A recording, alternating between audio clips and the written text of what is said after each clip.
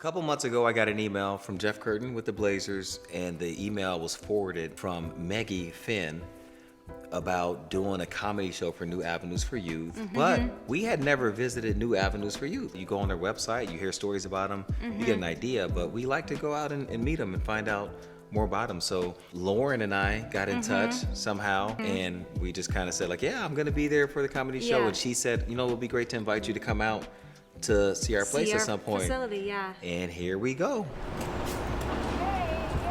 How are you doing? Good to see you again. My wife Bethany. Nice to meet you. How you doing? Sean? Nice to meet you, Sean. Hi, Bethany. Nice to meet you. The Avenues is 25 years old now.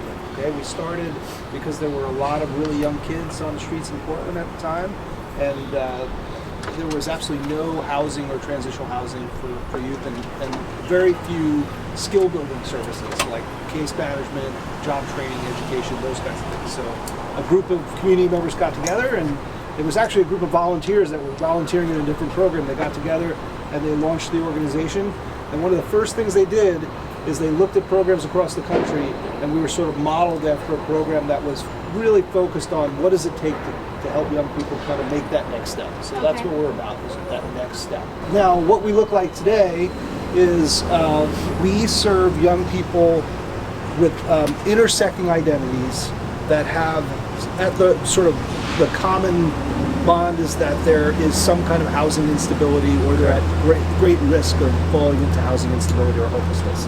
And so we have services, culturally specific and responsive services for lgbtq+ia youth, for youth who've experienced sex trafficking or sexual exploitation, for young people that are aging out of the foster care system. We also actively serve young people who are living outdoors, homeless, couch surfing, and the whole continuum. And we provide, you pretty much name it, we provide it. So everything from basic food, clothing, laundry, showers, basic needs kinds of things, through a drop-in center, job training. So they would do that here? They do that here. We actually have two locations where young people can drop in. One is here, and it's a larger site. The other is in East County in the Rockwood neighborhood. And we have a multi-service site out there that satellites a bunch of different services, including some food, clothing, showers, laundry, things like that, to create access. And then of course there's job training, alternative ed. We have GED support, and college support, college scholarship programs, things like that. Case management, mental health, addiction support. We just got licensed as a mental health provider, so we're starting to really ramp up our mental health and addiction services. Exactly. How long have you guys been around? So we just celebrated our 25th year. 25. And then how long have you been? I just celebrated my 25th year. Oh my gosh, you've been the door's open. Oh my gosh. So I started, actually they hired me to open the very first program of New Avenues, and then I've slowly grown with the organization. I've been the executive director since 2012. Wow, I bet you've just seen lots and lots of changes. There's lots and lots of changes. From the beginning, you could just see right away, they have a heart for this. They care. This isn't just a job to them. Lauren has been with the organization for 3 years, and you can see that she is passionate about it. The organization has existed for 25 years. Guess how long Sean's been there? 25 years. From the beginning, it was just like, you have to really have a heart for this to stay in something for this long.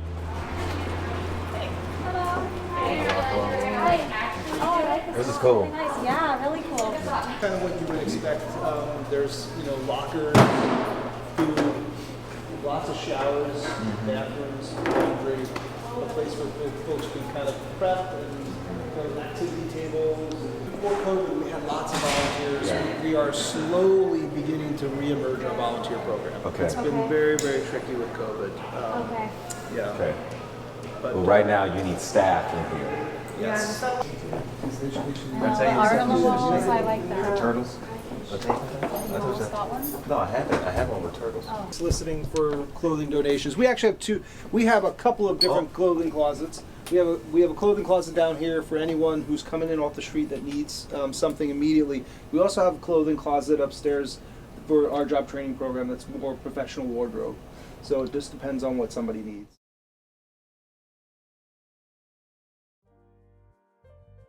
All right. Okay, so this is the education area. This is the education room. Oh, yes. wow, I love the Oh lights. yeah, walking in, I saw something like this is nice. Yeah, this is really nice. Yeah, so similar to the drop-in center, and one of the things I always like to point out with our spaces is that they're kind of developmental, and they match where youth are. So a young Yeah. person who's in survival mode, the drop-in center is a little grittier, it's a little more survival focused. As we start to get into skill-based things like education, and even more so in job training, things start to kind of warm up a little bit. Here's the challenge. You can have a young person come in, no exaggerations, never gone higher than 3rd grade in a public school because they've had so much transition. You can have a young person come in with who's had a severe brain trauma from abuse or neglect and has major learning disability. Or you could have somebody come in who hasn't been engaged in school but could take the GED without even pre-testing and Be score fine. off the charts, right? So that's a really wide range. Totally. And what it typically looks like is just individualized support to figure out where somebody is, what they need to get over the hump, and to move forward. And then I like them. Yeah, art's a really important outlet for the young people that we serve, and so there's workshops kind of throughout the organization and programs that are related to what's going on. Hello. This way. This is much what, as we described, the space is designed to be professionalized and create a kind Really see of that. a work environment for folks. And there's lots of resources. We have training rooms, employment or workforce coaching rooms, computer lab. We even have a small kitchen here because, if you show up for job training and you're hungry, you're not going to be able to focus on job training. So a little bit of everything. We have bathrooms here and a specialized clothing closet, as I mentioned, for professional wardrobe.